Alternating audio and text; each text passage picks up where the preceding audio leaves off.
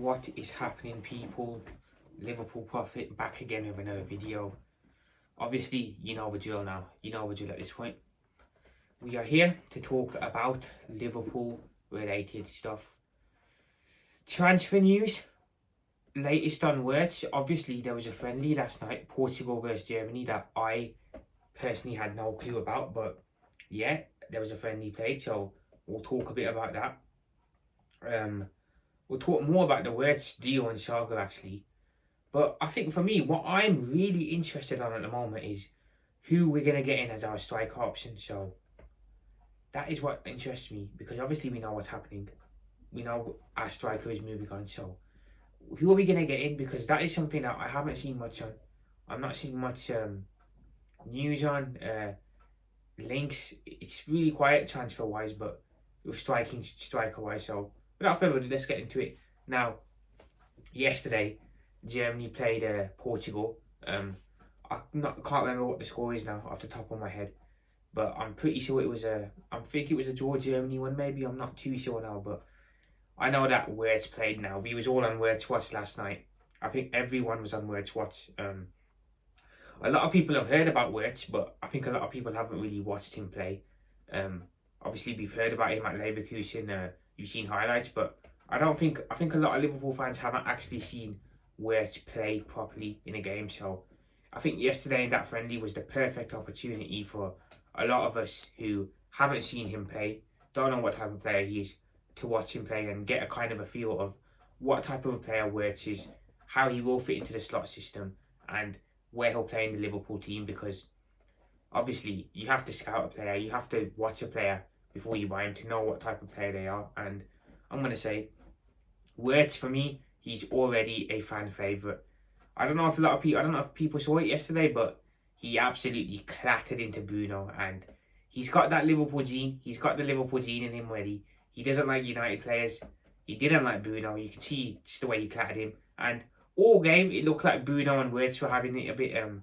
Bruno was constantly getting it up in Wirtz's face, and like you can see that they just don't like each other already. And there we go. That's classic Liverpool versus United there. Seems to me like Wirtz has already got the Liverpool gene in him. He's already got the Liverpool bread, and that is what we love to see. Hasn't even joined yet, and he already doesn't like Manchester United. That's what we need. That is what we need, and I'm happy to see that. I'm happy to see that, because then again, that will show that Wirtz does get rivalry. He does understand what it means to be a Liverpool player against a United player. So I love that. I absolutely love that he clattered into Bruno, and Bruno being Bruno, antagonising people as usual. I thought Wirtz had a pretty good game yesterday. Overall, I think he was really, really impressive. And as for where he plays in the Liverpool system, it's an interesting one, man. I mean, Wirtz can play as a fake nine, he can play as a cam. I mean, I'm pretty sure he can play off the wing as well. So it's a very interesting one, similar to Frimpong, who can play as a right winger as well as a right back and a right wing back. So there's two players we bought there that are very versatile and can play in multiple positions. Now, we haven't really had that down the years. I think we've had players that can fill in, like we had Milner, who could play right back. We had Jones, who could play right back, who still can play right back. Fabinho could play centre back, so could Henderson. But there weren't players that were versatile, that could play in multiple positions.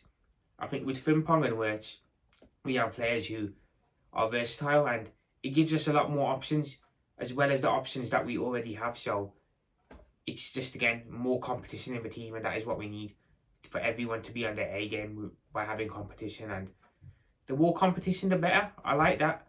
Personally, I think Wirtz would be perfect in the 10 position. I think that would probably mean that we change formation to a 4-2-3-1, rather than us playing a 4-3-3, a 4-2-3-1 with Wirtz as the cam would be really good. Now, if Liverpool aren't going to get a striker, which I hope we do, but if, say, for example, we don't look to get a striker, I think you could play Wirtz in the fake nine, in the Firmino type role. I think he'll fit into that role perfectly, and he can make stuff happen from there. That's if Liverpool don't get a striker, which I think we will. So, but if worst case scenario comes and we don't go for a striker, I think Wirtz could fit that fake nine role perfectly. And then he can also fill in on the wing. If, say, for example, a Diaz gets injured or a Salah gets injured, Wirtz can fill in on the wing if he has to, even though it's not naturally his position. I think naturally he prefers to play as the 10, but he can fill in on those positions.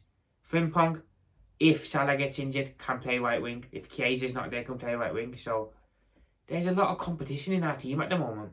You look on the right wing, we've got Chiesa and Salah. That's a brilliant competition there for Salah. Salah for years hasn't had competition. He's just been able to, play week in, week out, whether he's playing bad or good. So having Chiesa there to give him competition, great.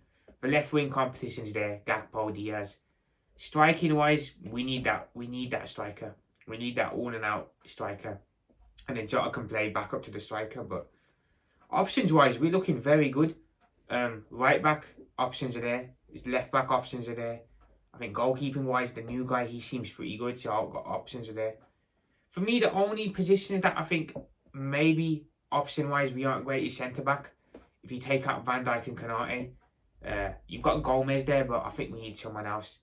I think Salquan sit on and get in another centre back who can, play back up. And I think midfield wise, I'm not gonna lie, I think midfield wise, backup wise, option wise, we are the weakest there.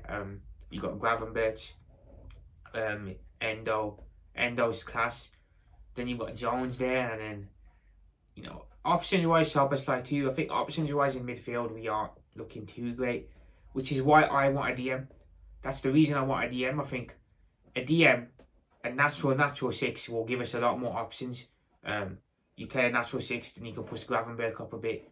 Obviously, McAllister's still there, Szoboszlai, and then you can have two players on the bench. You can have a Gravenberch on the bench, or a McAllister on the bench, or Szoboszlai. So I think getting a six gives us a lot more options in midfield.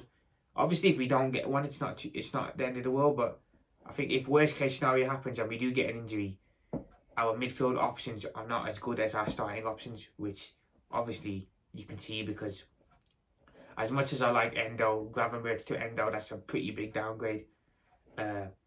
McAllister to Jones, huge downgrade in my opinion. And then obviously you got a Szoboszlai Wirtz there. So I think we need that six for the options, for the squad depth. And other than that, I think attack-wise, we are very stacked at the moment. I think on the flanks, we're pretty stacked. It's just the centre-back wise, and I think midfield-wise, that we aren't as stacked as we need to be. But hopefully that is addressed in the window as well. Hopefully that is addressed in the window, because I think the more competition in the team, the better.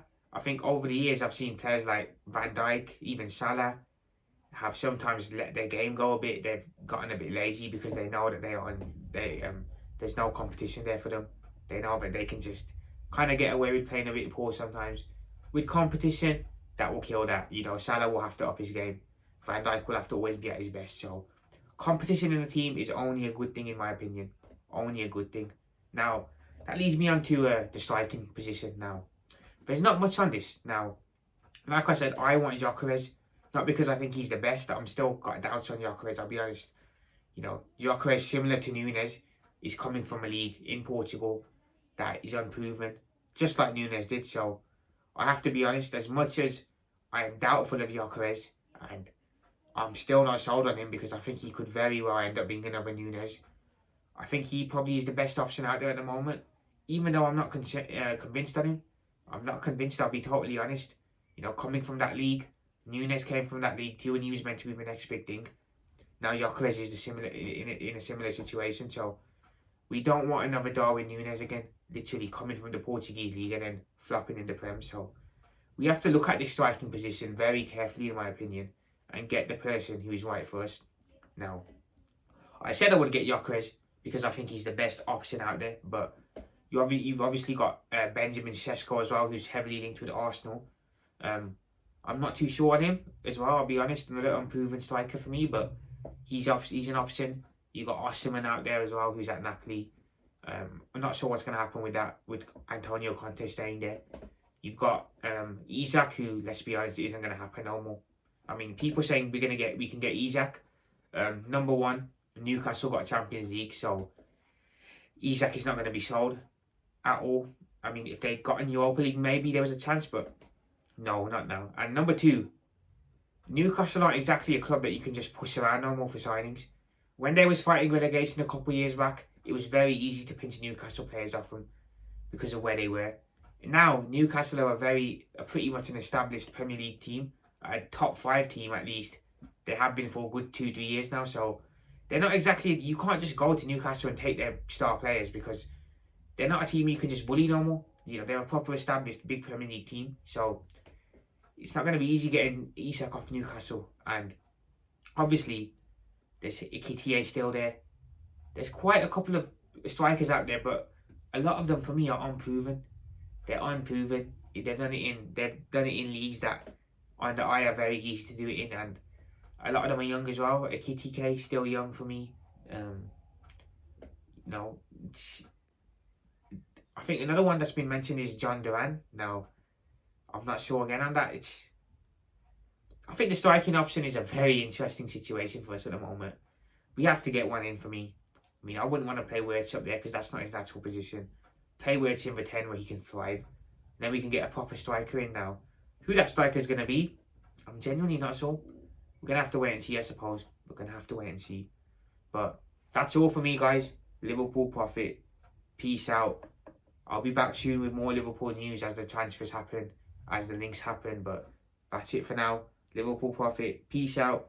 Remember, like, subscribe, comment. I'll speak to you guys soon. Up the Reds. Let's go.